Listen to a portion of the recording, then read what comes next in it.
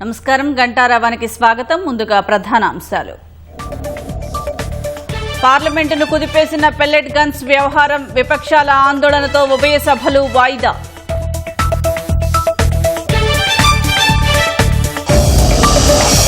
విద్యార్థులపై పోలీసుల దాడులకు నిరసనగా కాంగ్రెస్ ఆందోళన, అమిత్ షా క్షమాపణలు చెప్పాలంటూ డిమాండ్.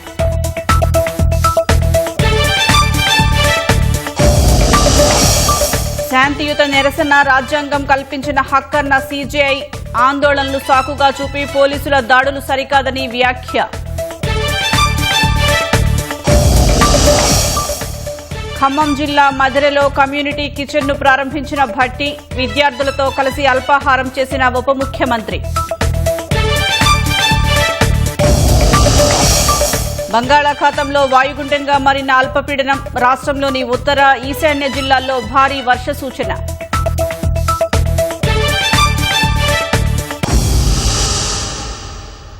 నీట్ పేపర్ లీక్ వ్యవహారంలో జంతర్ మంతర్ వద్ద నిరసనలు చేసిన విద్యార్థులపై పోలీసుల చర్యను నిరసిస్తూ పార్లమెంటు ప్రాంగణంలో విపక్ష ఎంపీలు ఆందోళన చేపట్టారు.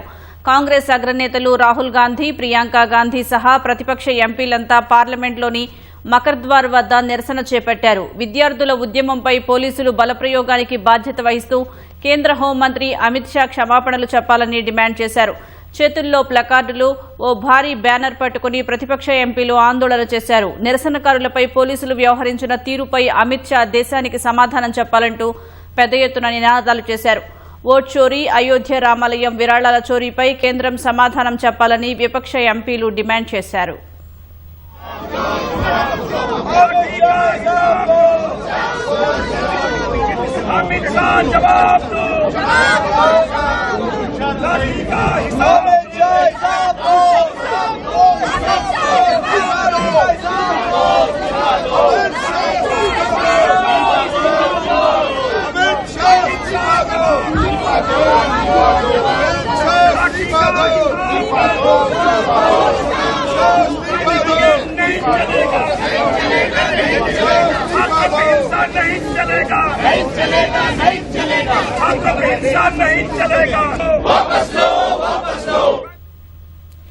కేంద్ర మాజీ విద్యాశాఖ మంత్రి, BJP MP Dharmendra Pradhan parliament ప్రాంగణానికి చేరుకున్న సందర్భంగా అక్కడ ఆసక్తికర ఘటన చోటు చేసుకుంది. ప్రధాన్ పార్లమెంటుకు చేరుకోగానే ధర్మేంద్ర ప్రధాన్ జిందాబాద్ అంటూ అక్కడ వేచి ఉన్న ఎన్డీఏ కూటమికి చెందిన ఎంపీలు బిగ్గరగా నినాదాలు చేశారు. ధర్మేంద్ర ప్రధాన్ను ఎంతో ఆత్మీయంగా పార్లమెంటు లోపలికి ఆహ్వానించారు.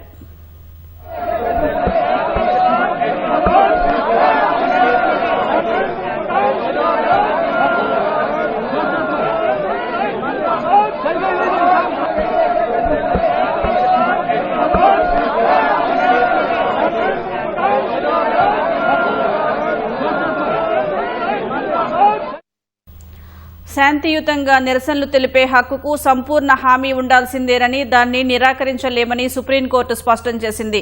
ఢిల్లీ జంతర్ మంతర్ వద్ద నీటి వ్యవహారంపై నిరసనల్లో పాల్గొన్న విద్యార్థులపై పోలీసులు బలప్రయోగానికి పాల్పడ్డారని దాఖలైన పిటిషన్లను మంగళవారం విచారిస్తామని సుప్రీంకోర్టు స్పష్టం చేసింది. అలాగే పోలీసులపై నిరసనకారులు దాడులకు తెగబడ్డారని దాఖలైన పిటిషన్ను కూడా విచారించనున్నట్లు తెలిపింది. ఆందోళనలను సాకుగా చూపి పోలీసులు మితిమీరి ప్రవర్తించడాన్ని సమర్థించలేమని భారత ప్రధాన న్యాయమూర్తి జస్టిస్ సూర్యకాంత్ వ్యాఖ్యానించారు. అలాగే ఆందోళనల్లో ఆకతాయిలు ప్రవేశించి పోలీసులపై దాడులు తీవ్ర ఆందోళనకరమని మరో న్యాయమూర్తి జస్టిస్ బాగ్చి వ్యాఖ్యానించారు. శాంతియుత నిరసనలు, పోలీసు చర్యలపై ఏకరూప మార్గదర్శకాలు అవసరమని అభిప్రాయపడ్డారు. నిరసనల్లో చొరబడే విద్రోహ శక్తులపై చర్యలు తీసుకునేందుకు అధికారులకు పూర్తి అధికారాలు ఉండాలని ధర్మాసనం పేర్కొంది. నిరసనల్లో హింసకు తావు లేకుండా నిరసనకారులు కూడా బాధ్యత తీసుకోవాలని నిర్దేశించింది.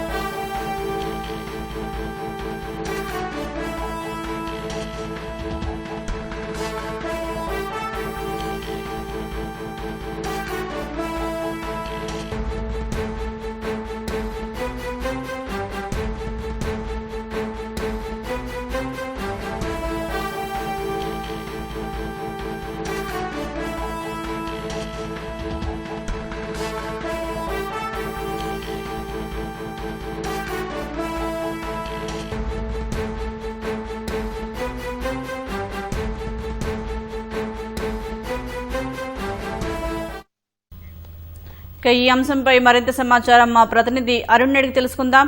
అరుణ్, ఆందోళనలపై పోలీసులు మితిమీరిన బలప్రయోగం సమర్థించలేమన్న సుప్రీంకోర్టు వ్యాఖ్యలపై వివరాలు చెప్పండి. సుప్రీంకోర్టు ప్రధాన న్యాయమూర్తి సిజేఐ నేతృత్వంలోని త్రిసభ్య ధర్మాసనం ఈ రోజు ఆందోళనకారులపై ప్రధానంగా ఈ నెల 20వ తేదీన నీట్ పరీక్షకు సంబంధించి మార్చ్ 2 పార్లమెంట్ నిర్వహించినటువంటి సిజేపీ కార్యకర్తల ఆందోళన విధ్వంసంగా మారటము, ఆ సందర్భంలోనే విద్యార్థులపైన ఉద్యమకారులపైన ఢిల్లీ పోలీసులు ర్యాపిడ్ యాక్షన్ ఫోర్స్ కు సంబంధించినటువంటి దళాలు లాఠీ చార్జీ, బాష్పవాయు గోళాలు ప్రయోగించడంతో పాటుగా పెల్లెట్ గన్స్ కూడా ఉపయోగించారు. ఆ నేపథ్యంలో దానిపైన విచారణ చేపట్టాలని గత వారం ఒక లేఖను ప్రధాన న్యాయమూర్తి జస్టిస్ సూర్యకాంత్ కు కొంతమంది న్యాయవాదులు రాశారు. ఆ నేపథ్యంలోనే తమ ముందు ఒక పిటిషన్ దాఖలైతే తాము విచారణకు సిద్ధమని, లెటర్ల పైన తాము స్పందించలేమని చెప్పి సూర్యకాంత్ స్పష్టం చేశారు. ఆ నేపథ్యంలో గత వారం దాఖలైనటువంటి 3-4 ప్రజా ప్రయోజన వ్యాజ్యాలపై ఈ రోజు ప్రధాన న్యాయమూర్తి విచారణ జరిపినటువంటి సందర్భంలో నిరసనకారులను నిర్బంధించే విధంగా, వారి హక్కులను కాలరాసే విధంగా పోలీసులు వ్యవహరించకూడదని, నిర్బంధకాండను చేపట్టకూడదు అని చెప్పి సుప్రీంకోర్టు ఈ సందర్భంగా కీలకమైనటువంటి వ్యాఖ్యలు చేసింది. సంయమనం పాటించాల్సినటువంటి సమయంలో కూడా పోలీసులు రెచ్చగొట్టే విధంగా వ్యవహరించినటువంటి అనేక అంశాలను తాము ఈ సందర్భంగా సమర్థించలేమని, రాజ్యాంగ పరంగా స్వేచ్ఛ ఉంటుంది, నిరసన తెలిపే హక్కు ఉంటుంది, అలాంటి వాటిని హరించేటువంటి విషయాల్లో తాము ఎలాంటి సమర్థనీయమైనటువంటి చర్యలు తీసుకోలేము అని చెప్పి సుప్రీంకోర్టు ఈ సందర్భంగా వ్యాఖ్యానించింది. అదే సందర్భంలో నిరసనకారులు కూడా ఓపిక, సంయమనం అన్ని పాటిస్తూ స్వయం నియంత్రణ కూడా పాటించాల్సినటువంటి అవసరం ఉందని, విద్రోహ శక్తులకు చోటు లేకుండా చూసుకోవాల్సినటువంటి బాధ్యత కూడా ఉంటుంది కాబట్టి ఆ మేరకు జాగ్రత్తలు తీసుకోవాలని, అదే సందర్భంలో రెచ్చగొట్టే పరంగా విధ్వంసానికి దిగే విధంగా ఉన్నటువంటి వారిని నియంత్రించాల్సిన బాధ్యత కూడా తమపై ఉందన్న విషయాన్ని నిరసనకారులు గ్రహించాల్సి ఉంటుంది అని చెప్పి సుప్రీంకోర్టు వ్యాఖ్యలు చేసింది. తదుపరి విచారణను మంగళవారానికి వాయిదా వేసింది. ధన్యవాదాలు అరుణ్.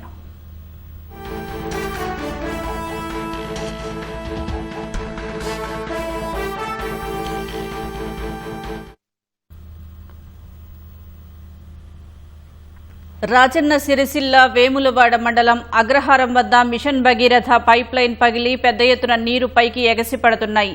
వేములవాడ చొప్పదండి నియోజకవర్గానికి మిషన్ భగీరథ నీరు సరఫరా చేసే ప్రధాన పైప్ లైన్ కావడంతో నీటి సరఫరాలో తీవ్ర అంతరాయం ఏర్పడింది. సమాచారం అందుకున్న సంబంధిత అధికారులు నీటి సరఫరాను నిలిపివేసి మరమ్మతు పనులు చేపట్టారు.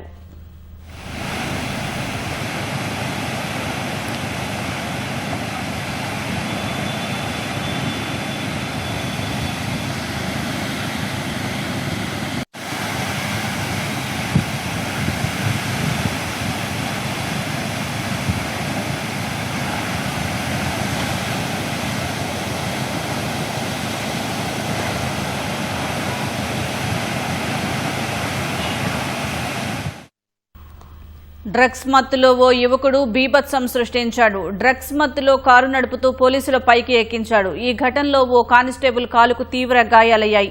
మరో కానిస్టేబుల్ సీఐకి గాయాలయ్యాయి. ఈ కేసులో నిందితుడు సైఫ్పై హత్యాయత్నం కేసు నమోదు చేశారు. నిందితుడిని అదుపులోకి తీసుకుని విచారిస్తున్నారు. ఈ కేసును పోలీసులు సీరియస్ గా తీసుకున్నారని తెలుస్తోంది. మరింత సమాచారం మా ప్రతినిధి రమేష్ అందిస్తారు.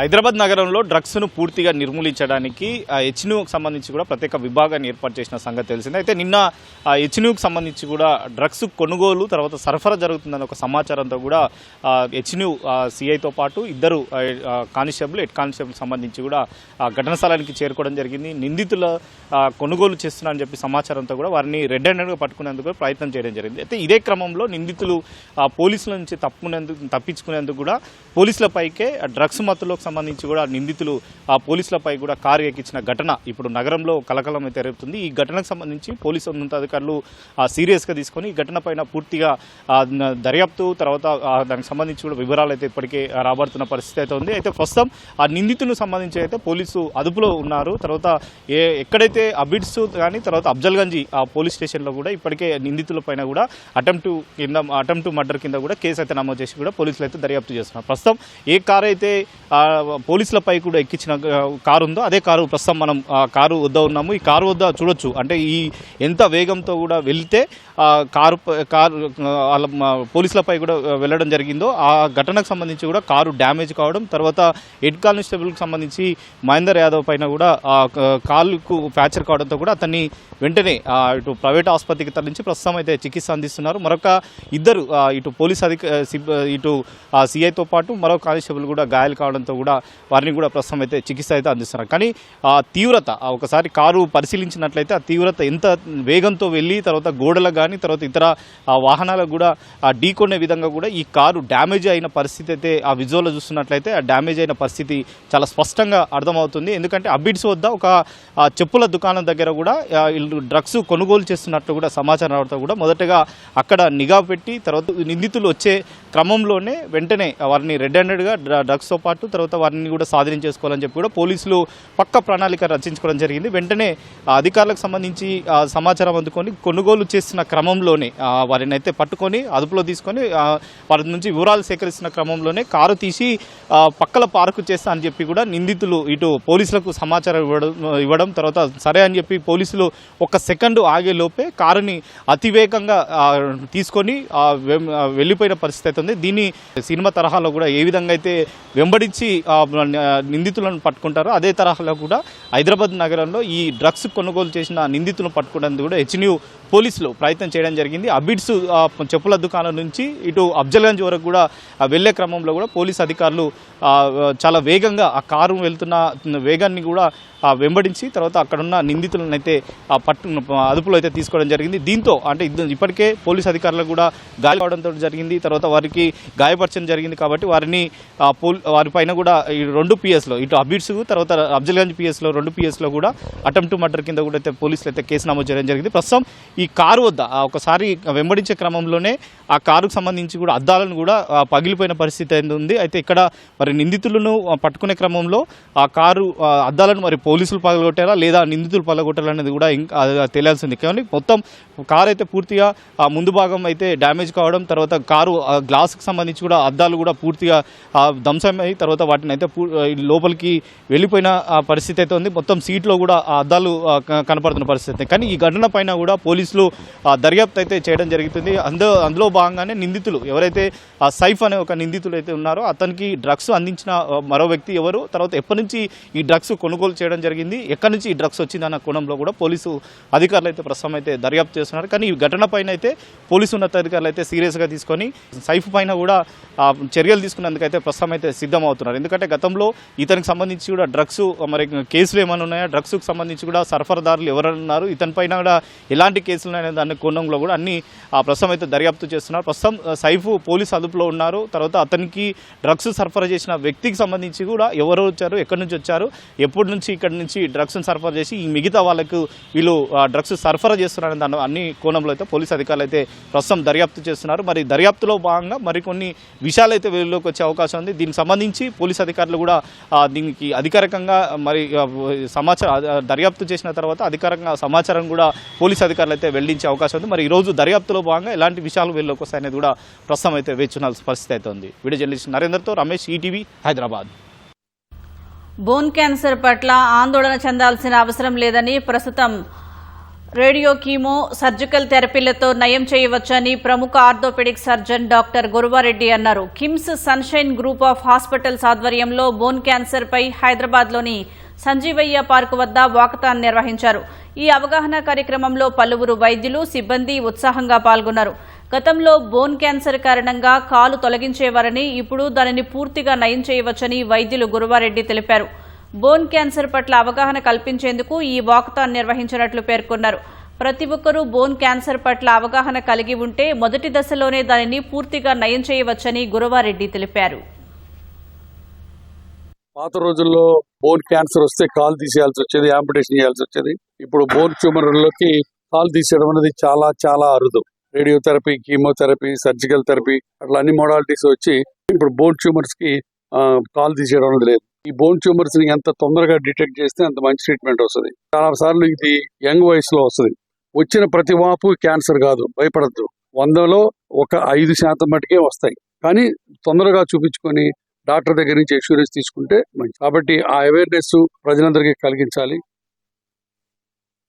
పసుపు సాగుకు నిజామాబాద్ జిల్లా పెట్టింది పేరు. ఏడాది క్రితం పసుపు బోర్డు ఏర్పాటుతో దశాబ్దాలుగా ఎదురుచూస్తున్న అన్నదాతల కల కూడా నెరవేరింది. రైతుల ఆశలు మరింత పెరిగాయి. తానొకటి తలిస్తే దైవం మరొకటి తలిచినట్లు అందుకు తగ్గ ప్రయోజనాలు దక్కటం లేదు. సాగు వ్యయం, కూలీల కొరత తగ్గించేందుకు సరఫరా చేస్తున్న యంత్రాలు అర్హులైన వారికి ఇవ్వట్లేదని కర్షకులు వాపోతున్నారు.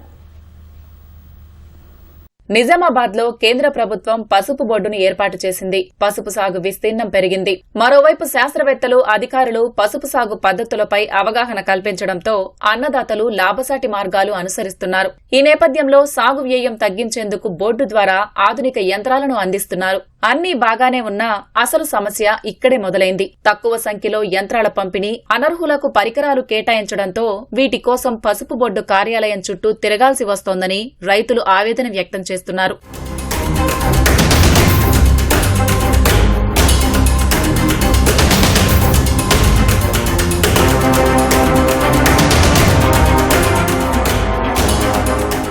ఉమ్మడి నిజామాబాద్ జిల్లాతో పాటు నిర్మల్, జగిత్యాల జిల్లాల్లోనూ పసుపు పండిస్తున్నారు.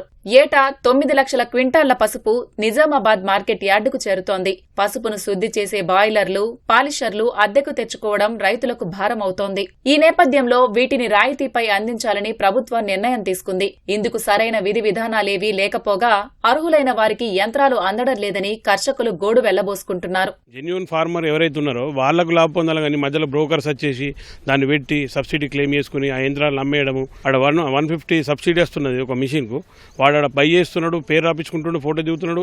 నెక్స్ట్ డే అది అసలు కనిపించకుండా పోతుంది. విలేజ్ ఎవరికి అవసరం ఉంటుంది, ఎవరు ఫార్మర్, ఎంత పెద్ద ఫార్మర్, వాళ్ళకి యూజ్ అయ్యేటోళ్ళకి ఇవ్వాలి కదా మిషనరీ. ప్రభుత్వం ఏదైతే సబ్సిడీ ద్వారా యంత్రాంగాలు అందించాలనుకున్నప్పుడు నిజంగా ఆన్లైన్లో పెట్టి, ఈ రోజులలో ఉన్న డిజిటల్ మనకు తెలుసు, ఆన్లైన్లో పెట్టి ప్రతి ఒక్క రైతుకు తెలిసే విధంగా ఇస్తున్నామని తెలియజేయాలా.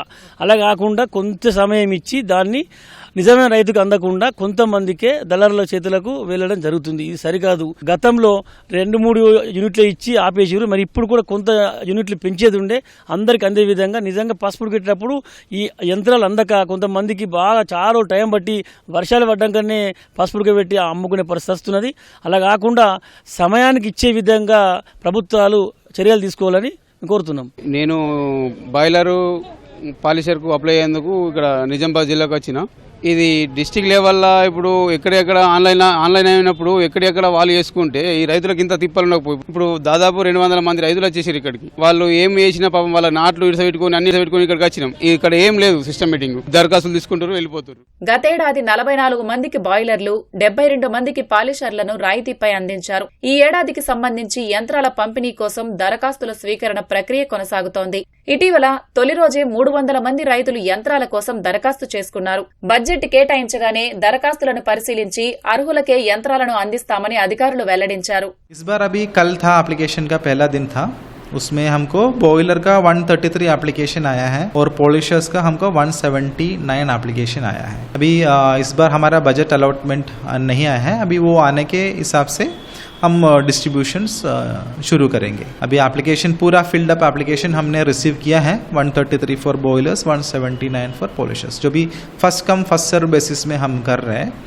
तो उसके हिसाब से जितना भी बजट आया है उसके अलोकेशन उसके हिसाब से हो जाएगा. కేంద్ర ప్రభుత్వం జాతీయ పసుపు బోర్డుకు ప్రత్యేక నిధులు కేటాయించి ఎక్కువ మందికి పరికరాలు అందించాలని కర్షకులు విజ్ఞప్తి చేస్తున్నారు. పిల్లలు అర్ధాకలితో పాఠశాలలకి వెళ్లకూడదనే అల్పాహారం పథకం ప్రారంభించామని ఉప ముఖ్యమంత్రి భట్టి విక్రమార్క అన్నారు. ఖమ్మం జిల్లా మధిరలో ఉప ముఖ్యమంత్రి భట్టి విక్రమార్క పర్యటించి మార్కెట్ యార్డ్లో హరే రామ హరే కృష్ణ ట్రస్ట్ ఆధ్వర్యంలోని కమ్యూనిటీ కిచెన్ ప్రారంభించారు. అనంతరం పాఠశాల విద్యార్థులకు అల్పాహారం అందించారు. అనంతరం పిల్లలతో కలిసి అల్పాహారం చేశారు. ఈ సందర్భంగా ప్రపంచానికే ఇక్కడ మానవ వనరులు దిశానిర్దేశం చేస్తున్నారని భట్టి పేర్కొన్నారు. 27 లక్షల మంది విద్యార్థులకు అల్పాహారం అందించడం చారిత్రాత్మక ఘట్టమన్న ఉప ముఖ్యమంత్రి దేశంలోనే కాదు ప్రపంచంలో ఎక్కడా ఈ పథకం అమలు లేదన్నారు. వచ్చే 3 నెలల్లో రాష్ట్రంలోని అన్ని పాఠశాలల్లో పథకం అమలుకు చర్యలు తీసుకుంటున్నట్లు ఉప ముఖ్యమంత్రి భట్టి విక్రమార్క వెల్లడించారు. ఈ రాష్ట్రంలో పుట్టినటువంటి ఏ బిడ్డ కూడా అర్ధాకలతో పాఠశాలకు వెళ్ళకూడదు. ఈడ పుట్టిన ప్రతి బిడ్డ ఈ రాష్ట్ర భవిష్యత్తు, వారి భవిష్యత్తే మన భవిష్యత్తు.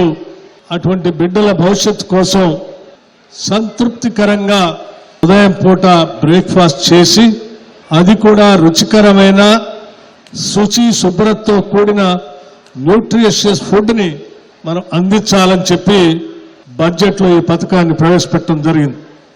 అత్యంత ప్రతిభావంతులుగా తయారైనటువంటి మానవ వనరులు ఉన్నటువంటి రాష్ట్రం కానీ దేశం కానీ ప్రపంచంలో ముందంజలో వెళతా ఉంది. అభివృద్ధి అనే పేరు మీద మనం కేవలం రోడ్లకి, పరిశ్రమల ఏర్పాటుకి, లేకపోతే ఇతరత్ర నాగరికత పొందినటువంటి వెరివిగా అభివృద్ధి చెందిన దేశాలతో పోటీపడి వాటికి మాత్రమే పరిమితమైతే దానిలో ఘనమైనటువంటి సంపదను చూడగలం. కానీ వాటితో పాటు ఈ రాష్ట్రంలో పుట్టినటువంటి బిడ్డలకి, ఈ మానవ వనరులకి వారు చిన్ననాటి నుంచే ఆరోగ్యంగా మేధస్సుతో ఎదగలిగినప్పుడు అంతకంటే మెరుగైనటువంటి అభివృద్ధిని ఆ రాష్ట్రంలో చూడగలం. కేవలం రాష్ట్రానికే కాదు, దేశానికి, ప్రపంచానికి కూడా దశ దిశ నిర్దేశం చేయగలిగినటువంటి మానవ వనరుల్ని సానబట్టిన వజ్రాల్లాగా ప్రపంచం మీదకి మనం వదిలిపెట్టగలం.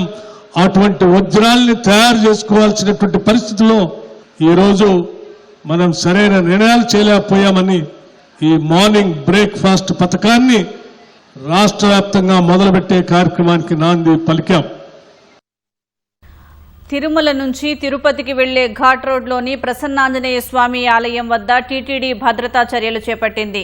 ఇటీవల ప్రసన్నాంజనేయ స్వామి విగ్రహం చోరీకి గురైంది. ఈ నేపథ్యంలో రాతి విగ్రహం ఉన్న చిన్నపాటి ఆలయానికి గ్రిల్స్ ద్వారాలను టీటీడీ అధికారులు ఏర్పాటు చేశారు.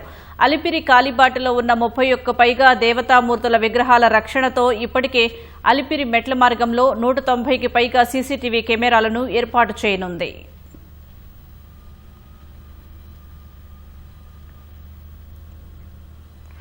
సమయస్ఫూర్తితో వ్యవహరించిన ఎస్ఐ ప్రాణాపాయంలో ఉన్న ఓ భక్తుడి సిపిఆర్ చేసి ప్రాణం కాపాడారు. ఏపీలోని కాకినాడ జిల్లా తుని మండలం తలుపులమ్మలోవ ఆలయానికి ఓ భక్తుడు భార్యతో కలిసి అమ్మవారి దర్శనానికి వచ్చాడు. దర్శనానంతరం తిరిగి వెళ్తూ ఉండగా ప్రధాన రహదారిపై ఒక్కసారిగా కుప్పకూలిపోయాడు. అక్కడే విధుల్లో ఉన్న కోటనందూరు ఎస్ఐ రామకృష్ణ భక్తుడికి సిపిఆర్ చేశారు. కొద్ది సెకండ్లు సిపిఆర్ చేయడంతో బాధితుడు స్పృహలోకి వచ్చాడు. చికిత్స నిమిత్తం బాధితుడిని ఆసుపత్రికి తరలించారు.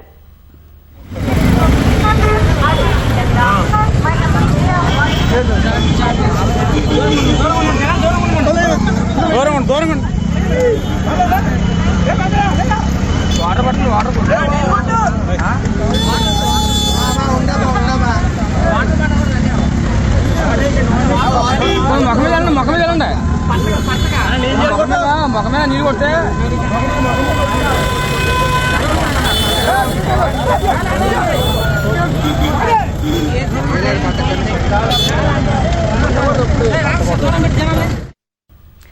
ఎలినినో నేపథ్యంలో నష్టాలను తప్పించుకునేలా రైతులు ఆరుతడి పంటల వైపు మొగ్గు చూపాలని వ్యవసాయ శాస్త్రవేత్తలు చెబుతున్నారు. వరి, పత్తికి బదులుగా పప్పు, నూనె జాతి పంటలతో పాటు చిరుధాన్యాలు సాగు చేసుకోవాలని సూచిస్తున్నారు. సాళ్లు, బోదేల పద్ధతిలో సాగు చేయటం, పంట వ్యర్థాలతో మల్చింగ్ వంటి విధానాలతో తేమను రక్షించుకోవచ్చంటున్నారు. పాలమూరు జిల్లాలో పంటల సాగులో చేపట్టాల్సిన పద్ధతులపై తెలంగాణ రైతు విజ్ఞాన కేంద్రం శాస్త్రవేత్త డాక్టర్ కళ్యాణితో మా ప్రతినిధి సతీష్ ముఖాముఖి. ఎల్నినో ప్రస్తుతం రైతుల్ని అత్యంత కలవరపెడుతున్న పదం. సాధారణంగా కురవాల్సిన వర్షాల కంటే కూడా తక్కువ వర్షపాతం నమోదవడంతో రైతులు పంటలు వేయాలా వద్దా అనే ఆందోళనలో మునిగి తేలుతున్నారు. ఇప్పటికే వేసిన పంటలను కాపాడుకునేందుకు అవస్థలు పడుతున్నారు. అయితే ఉమ్మడి మహబూబ్నగర్ జిల్లాలో ఎల్నినో ప్రభావం ఏ మేరకు ఉంది, అసలు పంటలు ఎంతవరకు సాగుతున్నాయి, తీసుకోవాల్సిన జాగ్రత్తలు ఏంటనే వివరాలను రైతు విజ్ఞాన కేంద్రం శాస్త్రవేత్త డాక్టర్ కె కళ్యాణ్ గారు మనతో ఉన్నారు. మేడం అడిగి తెలుసుకున్నాం. మహబూబ్నగర్ జిల్లా పైన ఎల్నినో ప్రభావం ఎట్లా ఉంది, పంటల సాగు సరళి ఎట్లా ఉంది? ప్రస్తుతము మనము ఎల్నినో వలన చాలా విపత్కర పరిస్థితులను ఎదుర్కొంటున్నాము. మామూలుగా మనకు నమోదవ్వాల్సిన వర్షపాతము అనగా జూన్ 2006 నుంచి ఇప్పటి వరకు 2004.2 మిల్లీమీటర్లు నమోదవ్వాల్సి ఉండగా 142.3 mm మాత్రమే నమోదవ్వడం జరిగింది.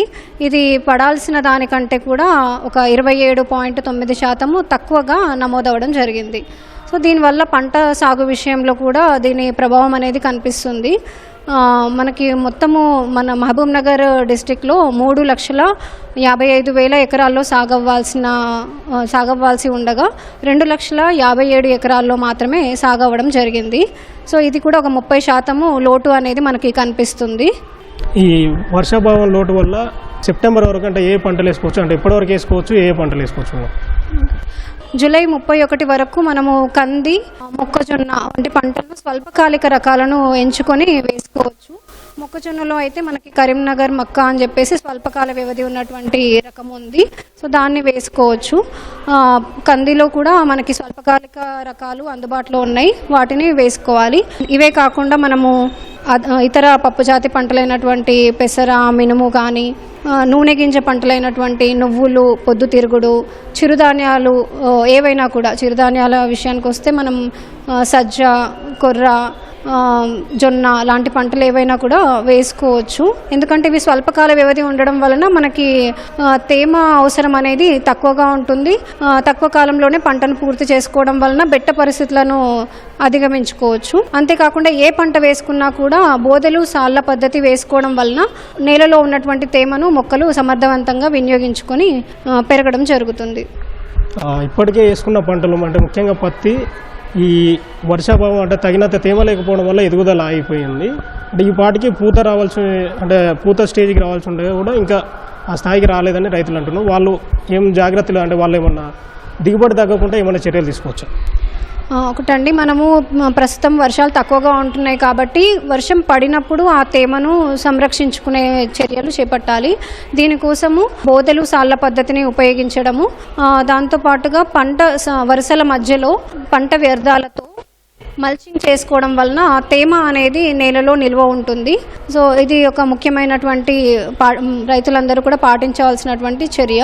దీంతోపాటు ఎరువుల యాజమాన్యం కూడా చాలా ముఖ్యము. మనము నేలలో తేమ ఉన్నప్పుడు మాత్రమే ఎరువులను వేసుకోవాలి. ఒకవేళ మనకి బెట్ట పరిస్థితులు ఉన్నట్లయితే 2% యూరియా ద్రావణాన్ని పిచికారీ చేసుకోవడము, లేదంటే 19 కానీ నానో డిఏపి, నానో యూరియా వంటి వాటిని పిచికారీ చేసుకోవడం వల్ల కొద్ది వరకు మనము పంట పెరుగుదలను ఆశించవచ్చు. అయితే ఈ వర్షాభావం నేపథ్యంలో దీర్ఘకాలిక రకాలు కాకుండా స్వల్పకాలిక రకాలైనటువంటి ఆర్ఎన్ఆర్ లాంటి వరి వేసుకోవాలనుకునే వాళ్ళు ఆర్ఎన్ఆర్, లేదంటే కంది, ఉలవలు ఇట్లాంటి స్వల్పకాలిక రకాలు వేసుకోవాలని వ్యవసాయ శాస్త్రవేత్తలు చెబుతున్నారు. తద్వారా బెట్ట పరిస్థితులు అధిగమించి మంచి దిగుబడులు సాధించి నష్టాల నుంచి బయటపడవచ్చని సూచిస్తున్నారు. కెమెరామెన్ శ్రీనివాస్తో సతీష్, ఈటీవీ న్యూస్, మహబూబ్ నగర్. అమెరికన్లను దోచుకుంటున్న అంతర్జాతీయ సైబర్ నేరగాళ్లపై ట్రంప్ యంత్రాంగం ఉక్కుపాదం మోపింది. సైబర్ మోసాలు, డిజిటల్ దోపిడీలకు పాల్పడే విదేశీయులపై కఠినమైన వీసా నిబంధనలను అమెరికా విదేశాంగ శాఖ ప్రకటించింది. ఆన్లైన్ పెట్టుబడి మోసాలు, సెక్స్టార్షన్, పిగ్ బచ్చరింగ్ స్కామ్లు, ఇతర సైబర్ నేరాలకు పాల్పడే విదేశీయులకు ఇకపై వీసాల్ని పూర్తిగా నిరాకరించనున్నట్లు అమెరికా విదేశాంగ మంత్రి మార్కో రూబియో తెలిపారు. నేరాల్లో ప్రమేయం ఉన్న వారితో పాటు వారి కుటుంబ సభ్యులకు కూడా వీసా ఆంక్షలు వర్తిస్తాయని స్పష్టం చేశారు. వలసలు, జాతీయవాద చట్టం ప్రకారం ఈ నిర్ణయం తీసుకున్నట్లు చెప్పారు. ఈ కొత్త నిబంధనలు నిర్దిష్ట దేశాలను లక్ష్యంగా చేసుకోకుండా అన్ని దేశాలకు వర్తించేలా రూపొందించారు. వీసా నిబంధనలే కాకుండా అంతర్జాతీయ సైబర్ నెట్వర్క్లను పూర్తిగా అణచివేయడానికి ఆర్థిక ఆంక్షలు, నేర విచారణలు, ఆస్తుల జప్తు, దోషుల అప్పగింత వంటి కఠిన చర్యలు తీసుకోనున్నట్లు ట్రంప్ సర్కార్ హెచ్చరించింది. 2024 ఒక్క సంవత్సరంలోనే సైబర్ మోసాల వల్ల అమెరికన్లు $12.5 బిలియన్ పైగా నష్టపోయారు. ముఖ్యంగా వృద్ధులు తీవ్రంగా మోసపోయారని అధికారిక నివేదికలు స్పష్టం చేస్తున్నాయి. ఆయుధాలు తగ్గిపోవడం వల్లే యుద్ధానికి విరామం ఇచ్చారన్న వార్తలను అమెరికా అధ్యక్షుడు ట్రంప్ ఖండించారు. ప్రపంచంలో ఎవరికీ లేనన్ని ఆయుధాలు తమ వద్ద ఉన్నాయని, అవసరమైన దానికంటే ఎన్నో రెట్లు ఎక్కువ ఉన్నాయని ఆయన మీడియాకు స్పష్టం చేశారు. కానీ గణాంకాలు మాత్రం మరోలా ఉన్నాయి. ఘర్షణలు మొదలైనప్పటి నుంచి ఇప్పటి వరకు అమెరికా 1500 ఇంటర్సెప్టర్లను వినియోగించిందని, ఫలితంగా ప్రస్తుతం 1000 కంటే తక్కువ ఇంటర్సెప్టర్లే మిగిలి ఉన్నాయని centre for strategic and international studies అంచనా వేసింది. ఇరాన్ సైన్యం తమ క్షిపణి మార్గాలు, వేగాన్ని ఎప్పటికప్పుడు మార్చుకుంటూ అమెరికా రక్షణ వలయాలను ఛేదిస్తోందని విశ్లేషించింది. చౌకైన డ్రోన్లను అడ్డుకునేందుకు ఖరీదైన ఇంటర్సెప్టార్లను వాడటం వల్ల అమెరికాకు ఆర్థిక భారం పెరుగుతోంది. ఈ నేపథ్యంలో ప్యాట్రియాట్, థాడ్ క్షిపణుల ఖర్చుకు సంబంధించి ఖచ్చితమైన వివరాలను బహిర్గతం చేయడం దేశ భద్రతకు ముప్పు అని వైట్ హౌస్ హెచ్చరించింది.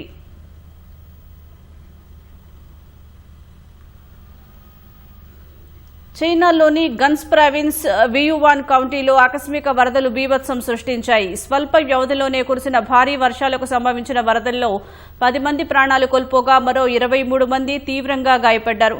ఎగువ ప్రాంతాల్లో కురిసిన కుండపోత వర్షాల కారణంగా నదిలో నీటి మట్టం ఒక్కసారిగా పెరిగిపోయింది. నదీ తీరంలో ఉన్న పర్యాటకులు వరదల్లో చిక్కుకుపోగా ఒడ్డున నిలిపి ఉంచిన వాహనాలను సైతం ఆ ప్రవాహపు ఉధృతికి కొట్టుకుపోయాయి. క్షణాల వ్యవధిలోనే లోయలో వరద ముంచెత్తిందని ప్రత్యక్ష సాక్షులు తెలిపారు. పర్వతాలపై నుంచి ఎగువ ప్రాంతాల నుంచి భారీగా బురద, రాళ్లు వేగంగా కొట్టుకువచ్చాయని స్థానికులు తెలిపారు. సురక్షిత ప్రాంతాలకు పరుగులు తీసే లోపే కొందరు ఆ రాళ్ల దెబ్బలకు గురైనట్లు అధికారిక వర్గాలు వెల్లడించాయి.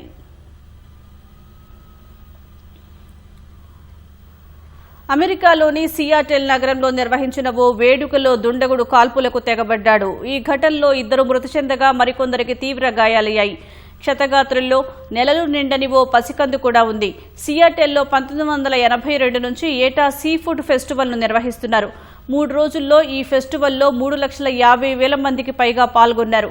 ఈ నేపథ్యంలో రద్దీగా ఉన్న ప్రాంతాన్ని ఎంచుకున్న దుండగుడు తుపాకీతో విరుచుకుపడ్డాడు. తుపాకీ శబ్దం వినగానే చాలా మంది అక్కడి నుంచి పరుగులు తీయగా తొక్కిసలాట వంటి పరిస్థితి తలెత్తింది. రంగంలోకి దిగిన పోలీసులు క్షతగాత్రులను హార్బర్ వ్యూ ఆసుపత్రికి తరలించారు. ప్రస్తుతం సియాటెల్లో భద్రతను కట్టుదిట్టం చేశారు. ప్రజలు అటువైపుగా రావద్దని పోలీసులు హెచ్చరికలు జారీ చేశారు. ఈ కేసులో ఒక దుండగుడిని పోలీసులు అరెస్టు చేశారు. పరారీలో ఉన్న మరొకరి కోసం గాలిస్తున్నారు.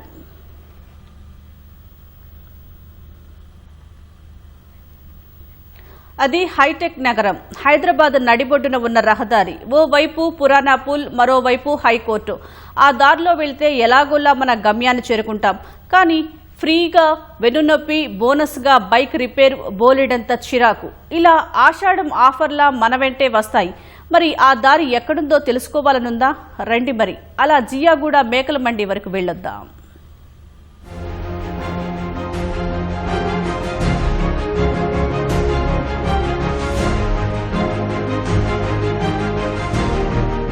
ఇదే మన నగర నడిబొడ్డును ఉన్న ఆ రహదారి. జియాగూడ నుంచి హైకోర్టు వైపు వెళ్తుంది. కరణ్ సింగ్ మార్గ్ నుంచి జియాగూడ మేకల మండి మీదుగా పురాణా పూల్ వరకు ఎప్పుడో నిర్మించిన ఈ 100 ఫీట్ల రోడ్డు ఎలాంటి మరమ్మతులు లేక ఈ స్థితికి చేరింది. ఈ రోడ్డుపైనే నిత్యం వేలాది మంది ప్రయాణిస్తారు. ఈ రోడ్డు దుస్థితిని చూసిన పాలకులు కొన్నేళ్ల క్రితమే మరమ్మతులకు పూనుకున్నారు. ఆ పనుల కోసం టెండర్లు పిలిచారు, పనులు అప్పగించారు. కాంట్రాక్టర్లు పనులు కూడా ప్రారంభించారు. అలా ప్రారంభించిన పనులు ఇప్పటి వరకు పూర్తి కాలేదు. పైపెచ్చు మరమ్మతుల్లో భాగంగా సగం తవ్విన రహదారిపై ప్రయాణికుల కష్టాలు రెట్టింపయ్యాయి.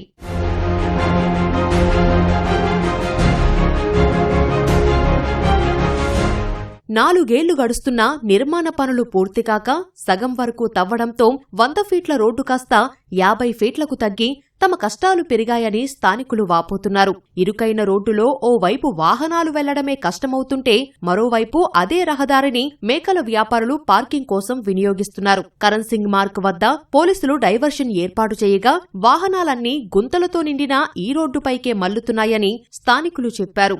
గుంతల రోడ్డుపై వెళ్తుంటే నడుములు విరుగుతున్నాయని అంటున్నారు. బోనాల ఉత్సవాల్లో పలారం బండ్లు, ఊరేగింపులు ఈ దారి వెంటే వెళ్తాయని అయినా ఎవరూ పట్టించుకోవట్లేదంటున్నారు.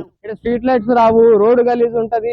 100 ఫీట్ల రోడ్ పోయేసి 50 ఫీట్ల రోడ్ అయింది. 50 ఫీట్ల రోడ్లలో ఇబ్బంది ఏం కలుగుతుందంటే ఒక సైడ్ మొత్తం పార్కింగ్ కి వాడుకుంటున్నారు. రెండో సైడ్ వచ్చేసి పబ్లిక్ ఒక చిన్న రోడ్ లో పెద్ద పెద్ద వెహికల్స్ అన్ని ఇక్కడ నుంచి వెళ్తున్నాయి. మీకు లారీలు ఇడికెళ్ళబోతాయి, బస్సులు ఇడికెళ్ళబోతాయి, 4 వీలర్లు ఇడికెళ్ళబోతాయి. యాక్సిడెంట్ అయితే నిన్న కూడా యాక్సిడెంట్ అయింది. 2 ప్రాణాలు బతుకున్నారో లేదో కూడా తెలియదు, వాళ్ళ పరిస్థితి ఏముందో తెలియదు. ఇది 3 సంవత్సరాలు అయిపోయింది. ఇట్లా 3 నుంచి 4 సంవత్సరాల నుంచి ఇక్కడ పరిస్థితి ఇదే. ఇక్కడ నుంచి అక్కడ పోలీసు వాళ్ళు డైవర్ట్ చేస్తున్నప్పుడు బ్యాటరీ బండి ఉంది సార్, ఇక్కడ నీళ్లు నిండి ఉన్నాయి. బ్యాటరీలోకి నీళ్లు పోతే బ్యాటరీ ఖరాబ్ అవుతుంది కూడా వాళ్ళు తిట్టుడు. ఇక్కడికి వెళ్ళి పోవాలి, అట్లకి వెళ్ళి పోతే నిన్నైతే ఫైన్ కలెక్ట్ చేసి అక్కడికి వెళ్ళి పోతే అసలు రోడ్ లేదు, పబ్లిక్ ఓనిగా తవ్వలేదు. ఇప్పుడు మనకు వచ్చే ముంగట బోనాల పండుగ కూడా ఉంది. దానికి సంబంధించిన మనకు తొట్టెళ్ళు, మళ్ళీ మనకు వచ్చేసి పలారం బండ్లు కూడా పోతుంటాయి. దానిలో కూడా ఎటువంటి ఇక్కడ మనకి వ్యవస్థ లేదు, ఏమి లేదు. ఇక్కడికి పోవడం వల్ల మన వెహికల్స్ డ్యామేజ్ అవుతున్నాయి, నడుములకి నొప్పులు. దీని మీద పోలీస్ కమిషనర్ యాక్షన్ తీసుకోవాలని మేము కోరుకుంటున్నాము. ఇక్కడికి వెళ్ళి ఆ బ్యారికేడ్స్ అనేది తీపియాలి. తీపియకపోతే పబ్లిక్ చాలా అంటే చాలా ఇబ్బంది పడుతుంది ఇక్కడ పోనీకే రానికే చాలా ఇబ్బందులు అవుతున్నాయి అన్న. చాలా గుంతలు అనేది చాలా ఉన్నాయన్న. నిన్ననే ఒక ఆయనకి యాక్సిడెంట్ అయిందన్న ఇక్కడ. కానీ ఎవరు ఏ ప్రభుత్వం పట్టించుకుంటలేదన్న. మాకు ఇబ్బందులు అవుతున్నాయి. బండి 2 రోజులు 3 రోజులలో మొత్తం ఖరాబ్ అవుతున్నాయి అన్న. మొత్తం చూస్తూనే ఉన్నారు కదా అన్న ఎంత ప్రాబ్లం అవుతుందో ఇక్కడ. ये बहुत प्रॉब्लम है साहब, आने जाने. हम तो अब यंगर्स है जो है ना, एज वालों को भी बहुत प्रॉब्लम होती, तकलीफ होती, क्योंकि आउट साइड से भी रास्ता बंद है, ये रोड से जाने का है, तो इतनी तकलीफ होती है. अभी पानी नहीं है, पानी रहा तो गाड़ियाँ स्लिप भी होते, तो ये काम जल्दी हुआ तो अच्छा रहता. बहुत काफी टाइम से वैसे ही पड़े हुआ है ये काम. హైకోర్టు న్యాయమూర్తుల్లో చాలా మంది ఈ రోడ్డుపైనే వెళ్తారని, అయినా అధికారులు సమస్యను పట్టించుకోవడం లేదని స్థానికులు ఆరోపిస్తున్నారు. ఆషాఢమాస పవిత్ర వేళ విజయవాడ ఇంద్రకీలాద్రిపై శాకాంబరి ఉత్సవాలు మొదలయ్యాయి. అమ్మవారి మూల విరాట్తో పాటు ఉప ఆలయాలను వివిధ రకాల కూరగాయలతో ప్రకృతి మాత స్వరూపంగా అలంకరించారు. మొదటి రోజు అమ్మవారు శాకాంబరి దేవిగా భక్తులకు దర్శనమిచ్చారు. లోకమంతా సుభిక్షంగా ఉండాలని, వర్షాలు సమృద్ధిగా కురిసి పాడి పంటలతో వర్ధిల్లాలని కాంక్షిస్తూ టన్నుల కొద్దీ కూరగాయలు, ఫలాలతో అమ్మవారిని అత్యంత రమణీయంగా అలంకరించారు. కనకదుర్గమ్మను దర్శించుకునేందుకు భక్తులు అధిక సంఖ్యలో తరలివచ్చారు. భక్తులకు ఎటువంటి ఇబ్బందులు కలగకుండా ఆలయ అధికారులు భద్రతా ఏర్పాట్లు చేపట్టారు.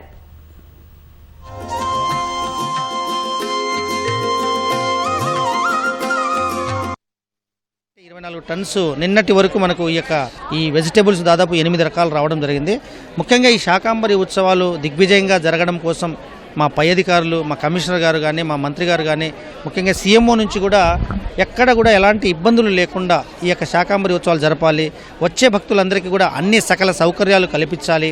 ముఖ్యంగా ఈ అలంకరణ చూడడం కోసం ఎక్కడెక్కడి నుంచో వస్తారు.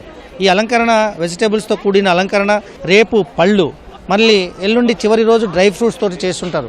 అమ్మవారు ఇలా 3 రోజులు 3 రకాలుగా దర్శనం ఇవ్వడం అనేది భక్తులు చాలామంది భక్తితో దర్శనాని కోసం వస్తారు. సో వచ్చిన భక్తులకు ఎక్కడ ఇబ్బంది లేకుండా చేయడం కోసమే మేము ఉన్నాము. పూర్తిగా కూరగాయలతో చాలా పవిత్రంగా చేసే కదంబ ప్రసాదం, ఈ కదంబ ప్రసాదం స్వీకరించడానికి కూడా చాలామంది భక్తితో ఇష్టంగా వస్తారు. సో ఎంతమంది వచ్చినా ఇక్కడ ఎలాంటి ఇబ్బందులు లేకుండా మేము ఏర్పాట్లు చేశామని తెలియజేస్తున్నాం.